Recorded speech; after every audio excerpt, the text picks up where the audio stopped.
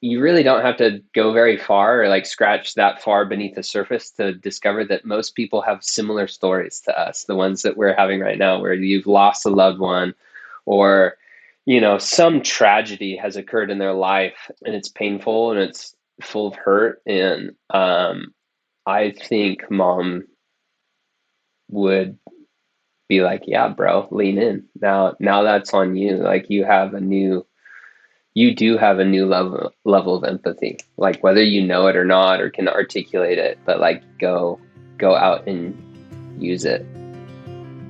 I'm Kyle Lacy, and this is my fear journey. So, real fast, for those of you who maybe this is the one you're jumping into, maybe this is the first one, and so we probably should give you just a little bit of background on what we're doing. I went through what is called a fear interview a couple months ago, and the point of a fear interview is to kind of help me take time to fully understand myself and take back control of this narrative in my head, this fear that's in my mind. It's in all of our minds. We all deal with it. Some of the fears that I called out were fear of death, fear of faith. And so we have episodes for those. But one of the main reasons why, well, the reason why the fear of death came up in our interview is because the passing of my aunt and Stewart's mother, Wendy, in May of this year. We are very lucky to have such a close family on my mom's side, with my cousins and Stewart being one of them, because all of us are kind of around the same age. And, I've ran into plenty of people who, they just don't like their cousins or they don't like their family. And we just got really lucky that our cousins have all kind of grown up to be very respectful and just great human beings. And Stewart's one of them. And here's my conversation with my cousin, Stewart Ramsey. Mom, Wendy Lee Ramsey, she was an amazing human. Obviously, I have a huge sense of bias as being her son, but I feel very confident I was able to have a pretty objective viewpoint of who my mom was, mostly because of how other people would communicate about her to me. And it was just always consistent.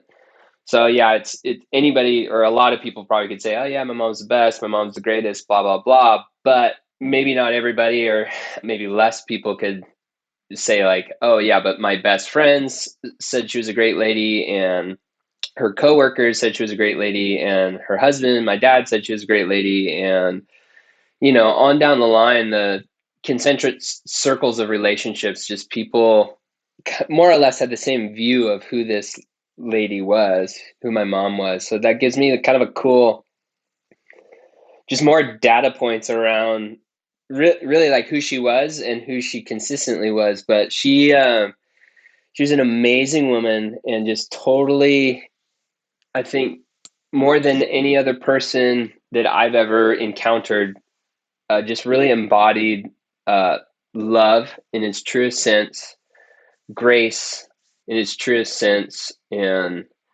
truth and generosity. I think those would be like the key words that I'd pull out. I was just totally selfless. And then at the same time, she was the president of a mechanical construction company where they're doing like heating and air conditioning and commercial projects like hospitals and schools and things like that. And my mom and my dad ran their business for like 35 years and ended up selling it. And a lot of that company's success was due to her. So she had this pretty amazing professional career, which she obviously like cared a ton about, mostly because she could invest in people. But then her real, like, I would say, quote unquote, life's work was like making herself available to love really well.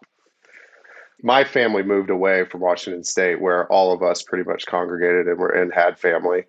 And we were very lucky that Stewart's parents, Wendy and Dwayne, had a property on a river in northern Idaho, around Sandpoint, Idaho. And we would go out there every summer, and it was and continues to be the place where we congregate. And most of us in the immediate family were married there.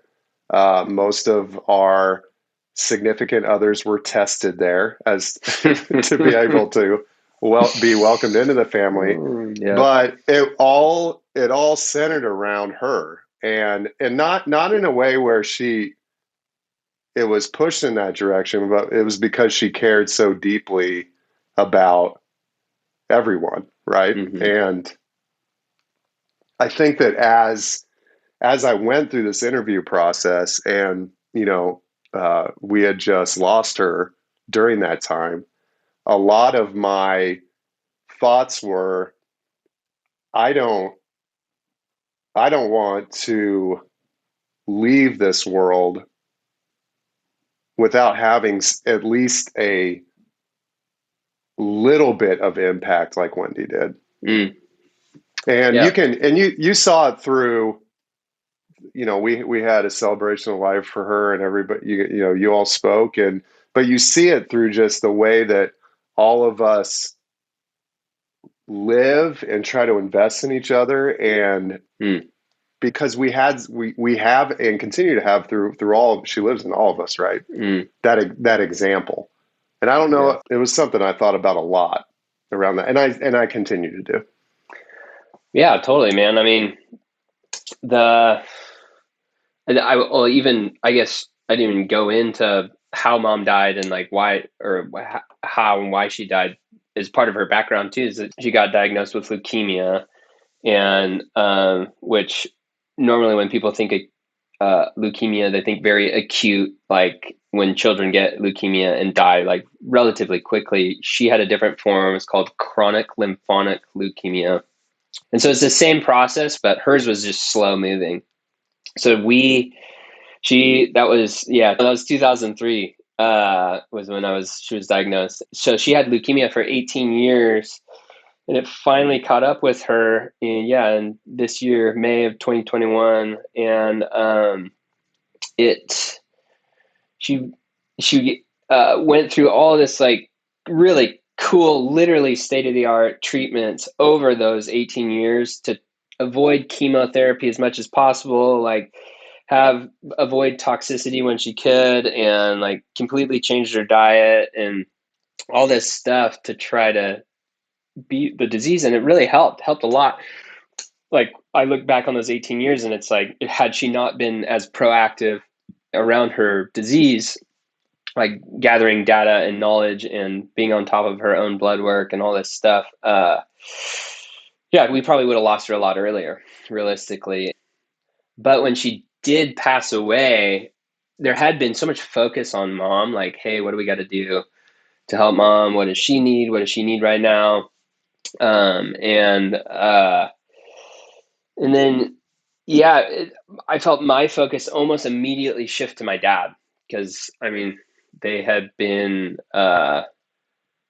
they were like high school sweethearts. So my dad had been with this woman, with Wendy, for the majority of his life, and she's gone. And like so anyways, the point I'm trying to make is that I felt like a lot of my focus went to my dad, which I've never seen my dad as devastated as that before, understandably, but was just kind of a new gnarly experience to see kind of my dad at the bottom of the barrel. But I think going back to your point of, and I'm maybe just starting to come around to this, is like, there's some like easy, obvious ways, like, hey, what does it look like for us to honor Wendy? Like, how do we do that in our family? I need my kids, my 4-year-old Max and my 1-year-old Otis, I need them to understand all those great things that we talked about Wendy. Like, and then it came back, and there's like easy, obvious things, like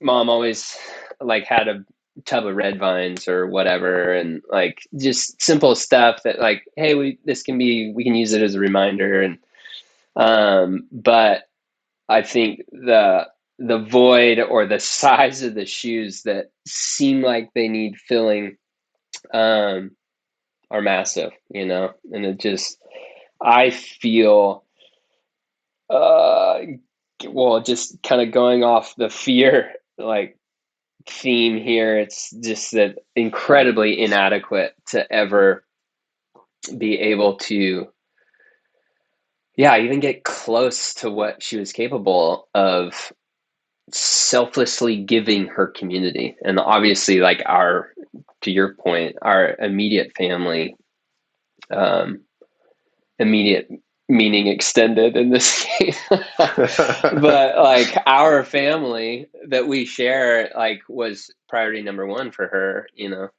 and to think of, yeah, that we could ever like fill those shoes. And I don't even know if that's the right language. I think I'm going to counseling right now to try to figure that out a little bit of like, what does it look like to honor her, celebrate her? She is in us. We are honoring her and celebrating her, but what how do I fill those shoes? Are those the right questions to be asking? Like, and then, yeah. No, I think what was it was interesting because after it happened and I've reflected, and there'll be random moments throughout the day where I wouldn't say it's daily, but where something will happen where I will think about her. Mm-hmm. And it's not I know I'm like choking up just talking about that, but it's not a painful thing. It's more of that's the example, right? Mm, It's like she was such a center of influence that it makes me want to try to be that. And I'm not sure if that's fear. Right now I think the fear is telling me that I am not even close. I mean, even you said yeah. it. Yeah. We're not even close to being we're not even close to the influence that she had. Mm-hmm. And but all that we can do is try to better understand how to at least start. And for me it's Mm-hmm. been, hey, my family needs more tradition, Mm, right? I mm, mean, what makes that yeah. so powerful for me is the fact that I've been to that place, what the family calls the magic cabin, and it's Mm, magical. yeah. It was magical because of her, and it will be in the future. But for me it's been trying to figure out what to do with my kids, right, and create that tradition as much Yeah. as I can. And the fear is telling me you are never going to live up to what she did, and I don't think we need to. They bought this property in the early 80s, I think, and it was just a patch of weeds. And so since the 1981, they've built up like we initially went there and there was a camper and there'd be tents, and it's right on the water. The river's about 2 miles wide. It's huge. Uh, yeah, it's 2 miles wide, but it's really, really, really, really long, and it's mountain water because it's up in, I mean, it's northern Idaho, so there's a lot of glaciers, and you stayed in tents, and then they built a garage that we all slept in, and then they built a house, and then as the family got bigger, we had to rent hotels and all that stuff, but most of the family conversations would either happen down on the dock. They still do. I keep saying they don't. Like we did this a couple months ago. They go down on the dock where it's like 6 o'clock in the morning and the water is glass and everybody sits down there with coffee and talks. Or it's the exact opposite where you start a fire and everybody sits around the fire and talks. Everybody got married there.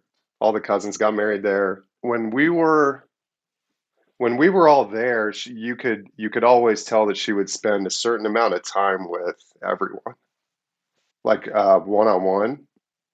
And so you've got like, God, how many cousins do we have? Good Lord, 6 or 7, and you would see that throughout the weekend or week of her spending time doing that and talking to people. you didn't necessarily see that from anyone else. She was the one that went about seeking that. I've been spending like 2 months just trying to write down everything, and it really was how intentional she was about everything. And so if there was something that she disagreed with, she would like kind of tell you, then come around like 4 months later and ask you about it. But that's just being intentional, because most people, you don't do that. Most people do not do that. They ask you if you're all right. You say yes, and then you just move on. And you could tell that she actually cared. The little exercises that I've done, it's like, what would your mom say to you if she was sitting in the room right now? Which is like it's amazing how such a simple exercise how profound it can be. But like a lot of that times when I'm working through that exercise, it's like, she's like, bro, don't worry about it. Like, I don't have that expectation of you. And like a lot of affirming stuff of like, oh, you already are doing it, and then but then even like kind of just going off some of what you just said, like I think for her to achieve the level of influence that she did, paradoxically, she was able to achieve that because she was not ever trying to achieve it. She was like, this person, Kyle, this person, Stewart, this person is sitting in front of me, and I am with you, and I care about you, and I'm going to show you that by primarily listening and then empathizing and then telling you the truth in love. Like, she was so good at, especially for me as a son, and I'm sure, or I know she did this with you because she did it with everybody and because she loved you, but like she could completely like admonish me and be like, hey, you're being such a douchebag, but like me feeling loved in that scenario. And that is really special and like kind of weird. So I think you brought it up before where it was like, was it just this natural ability or was it skill set or something? And I kind of think it's both. Is like she was built that way or created that way or whatever. And then she also at some point realized that she had a muscle that she could flex and, yeah, and just did it with like complete humility, like where maybe you or I'd be like, oh, I have this skill set. I'm gonna like freaking manipulate people with it or something, She just didn't. She never Well, did. some people. So I think one thing to call out is that she dealt with the disease forever. Like Mm-hmm. I actually, it was a revelation to me that she had been dealing with it for that long. Mm-hmm. And some people might be sitting here thinking, oh, well, it was her fear of death that made her do that or made her live that way. Mm. She's always been like that. And Yeah. her sisters and brother, my mom, our aunts and uncles, they're all like that. Yeah. Right. Totally. And I think that it helps me deal with some of the mind trash or head trash when I realize that we have it, we have that DNA. We just have to be more cognizant of it, and because of what happened, I am, and Mm. that is embarrassing to say, honestly. Mm. And I think it's part of a legacy that she will always have, is that I'm not sure that any of us will forget it ever. and we will Mm-hmm. continue to strive to be better because of it. We can't speak for your brother, but I Mm-hmm. guarantee you he would say the same thing. Yeah, for Um, sure.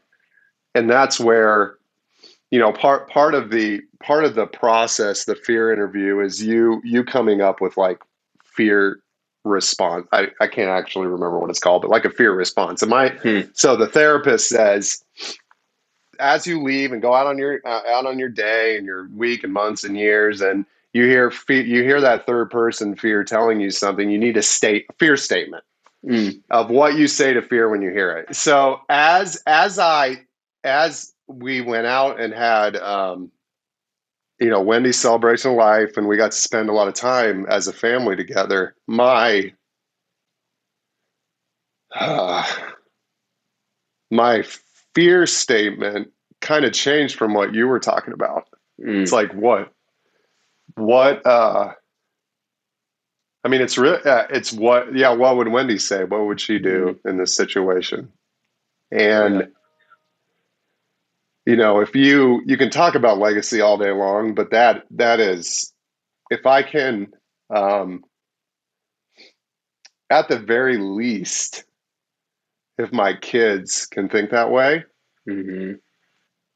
um,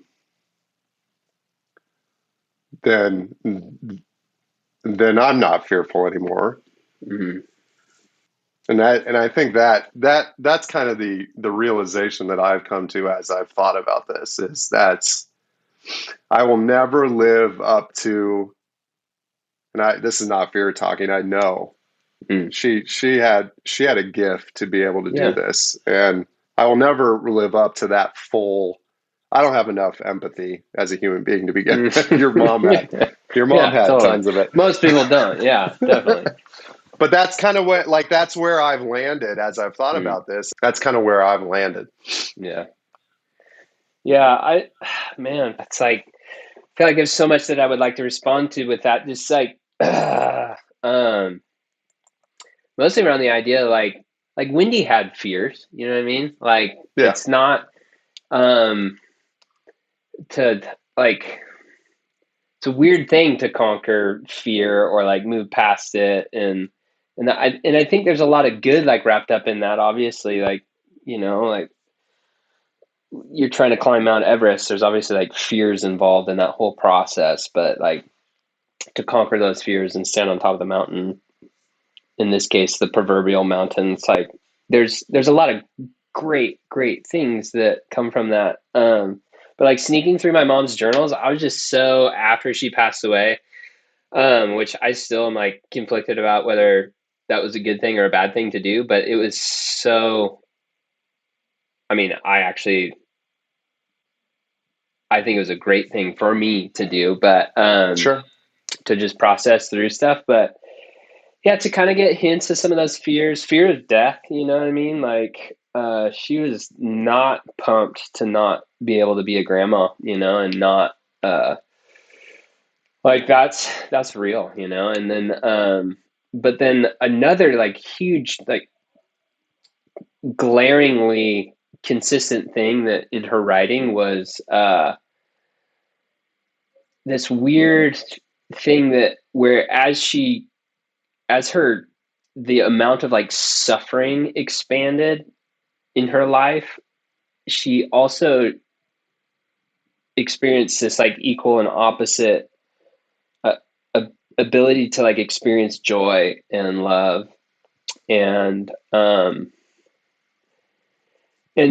so like that's just a weird thing. I don't totally know what to do with that, other than like we have experienced a loss and experienced some suffering, and like a lot of that hurts and just sucks and is garbage. um but like going back to what my mom was writing about, I also think it's like growing us. I can't say that it's like conquering fears necessarily, but it's like equally stretching us in the ways of, I think, maybe ways that mom was really good at, like being able to empathize with people, of like we've we've experienced a new level of suffering, And you really don't have to go very far or like scratch that far beneath the surface to discover that most people have similar stories to us, the ones that we're having right now, where you've lost a loved one or, some tragedy has occurred in their life, and it's painful and it's full of hurt. And I think mom would be like, yeah, bro, lean in. Now that's on you. Like you do have a new level of empathy, like whether you know it or not or can articulate it, but like go out and use it. One thing that that I was part of this process, and I didn't actually connect it to this, is the shared loss, and the fact that you should have conversations about this with other people outside of the people who your loved ones that experienced it. And so I actually didn't connect that. I thought, the first person I thought of course, the first two were you and Spencer. Spencer is Stewart's older brother, because we had just experienced that. But there are plenty of people that I know who have experienced it as well. And I actually didn't even think about the fact that I should be having those conversations with other people and not just people where we've experienced the same type of loss, because then it grows, then it actually becomes more like, I think it's closer to what Wendy would have done anyway, which is full on, bring the community together and not just be one-off conversations. And I actually didn't think about that until you said it.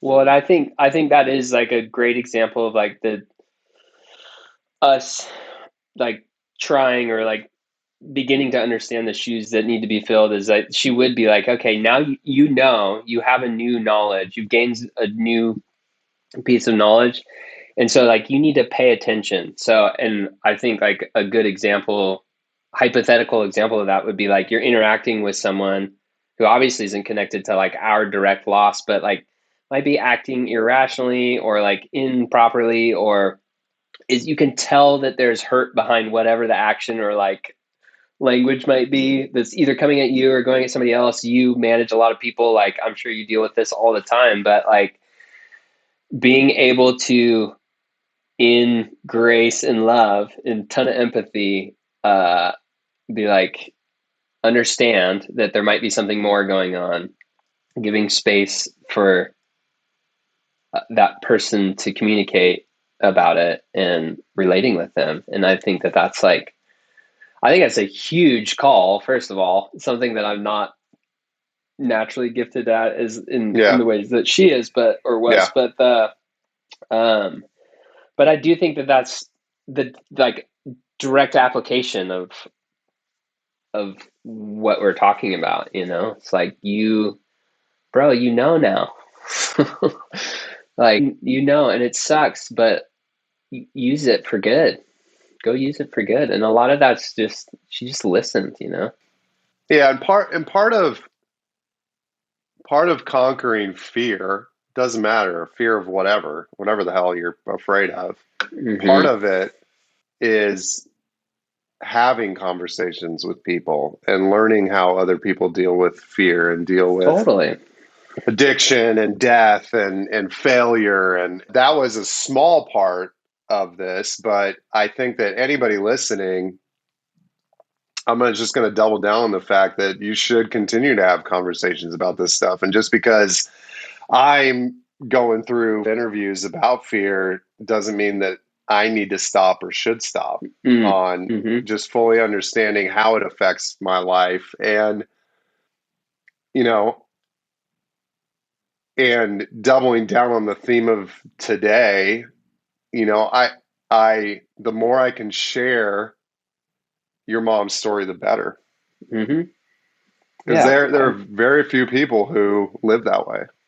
Yeah. And we all should. Yeah, to at least to our own ability to, for sure. And I love that. I love, because I'm not gonna reach that. No.